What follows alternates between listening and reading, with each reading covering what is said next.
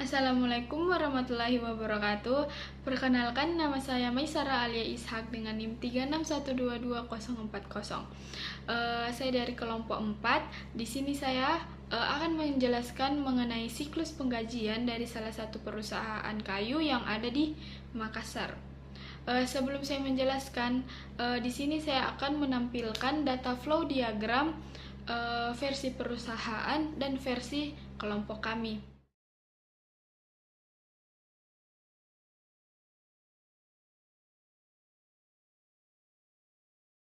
Baiklah teman-teman, kita langsung saja masuk ke penjelasan siklus penggajian menurut perusahaan.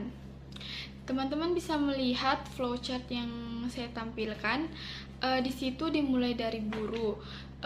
Buruh akan mengerjakan suatu proyek. Ketika buruh telah selesai melakukan proyek, mereka akan mengajukan laporan penyelesaian proyek kepada sekretaris. Kemudian sekretaris akan memverifikasi laporan yang diberikan dari buruh dan mengecek proyek yang mereka kerjakan. Jika telah selesai, maka sekretaris akan melakukan pembayaran gaji kepada buruh. Selanjutnya saya akan menjelaskan siklus penggajian versi kelompok kami. Teman-teman bisa melihat gambar yang saya tampilkan. Di sini saya akan menjelaskan lebih terperinci dari sebelumnya. Baiklah, di sini dimulai di bagian penggajian, di mana bagian penggajian menerima dokumen data karyawan dan kartu kehadiran karyawan dari setiap kepala departemen.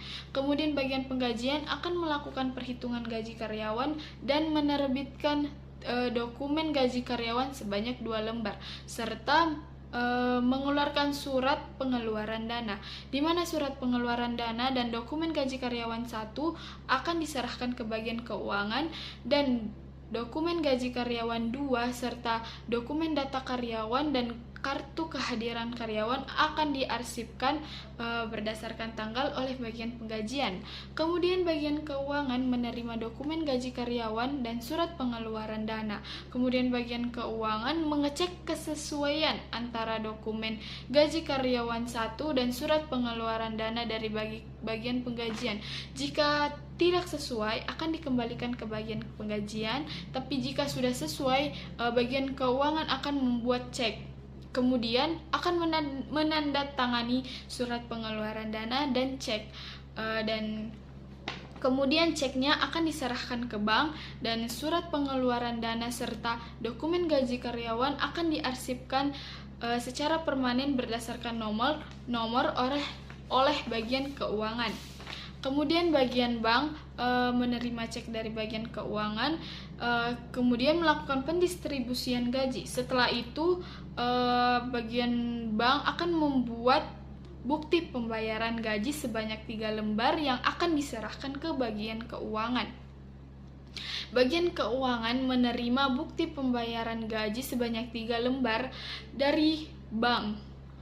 Setelah itu bagian keuangan akan membuat slip gaji, yang dimana slip gaji dan bukti pembayaran gaji 1 akan diserahkan ke bagian penggajian.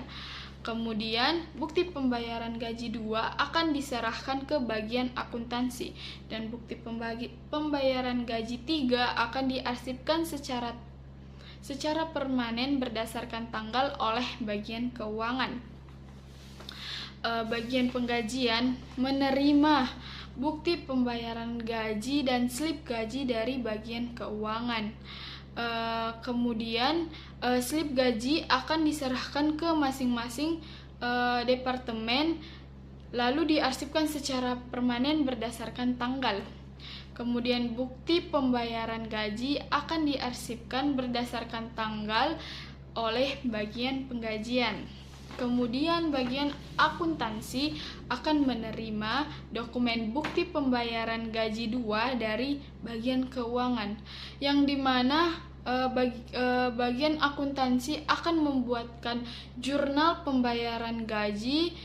Kemudian dokumen bukti pembayaran gajinya diarsipkan secara permanen berdasarkan tanggal oleh bagian akuntansi.